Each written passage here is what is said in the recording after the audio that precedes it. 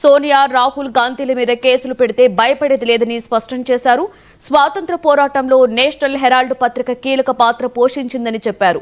ఎప్పుడో మూతబడిన ఆ కంపెనీ సిబ్బందికి ఆర్థిక సహాయం చేసి ఆదుకున్నారని, ఎవరూ ఒక్క రూపాయి కూడా జేబులో వేసుకోలేదని గాంధీ భవన్లో స్పష్టం చేశారు.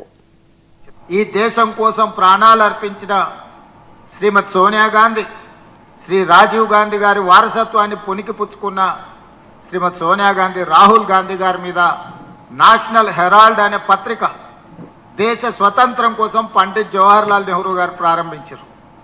వారి సొంత ఆస్తులను పెట్టి నేషనల్ హెరాల్డ్ పత్రికను ప్రారంభించారు. ఆ పత్రికను ఆనాడు ఉధృతంగా దేశ స్వతంత్ర పోరాటం జరుగుతున్నప్పుడు దేశం నలుమూలలు జరుగుతున్న పోరాటాలను ఆ పత్రికలో ప్రచురించి ప్రజలకు ఒక స్ఫూర్తిని, ఒక పోరాట నాయకత్వాన్ని రగల్చి ఈ దేశాన్ని ముందుకు నడిపించారు. అదే సమయంలో పండిత్ జవహర్లాల్ నెహ్రూ గారితో పాటు మహాత్మా గాంధీ గారు యంగ్ ఇండియా అనే పత్రికను కూడా నడిపి ఆ పత్రిక కూడా దేశ స్వతంత్ర పోరాటంలో క్రియాశీలక పాత్ర పోషించింది.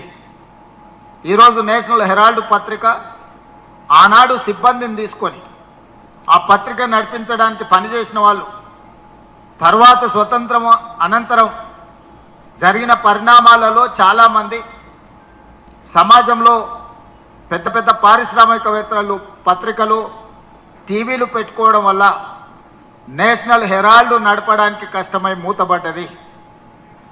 ప్రైవేట్ పోటీని నేషనల్ హెరాల్డ్ స్వతంత్రం కోసం పోటీపడ్డ నేషనల్ హెరాల్డ్ పత్రిక ఈనాటి సమాజంలో ఉన్న పత్రికలతో పోటీ పడలేక మూతపడ్డది.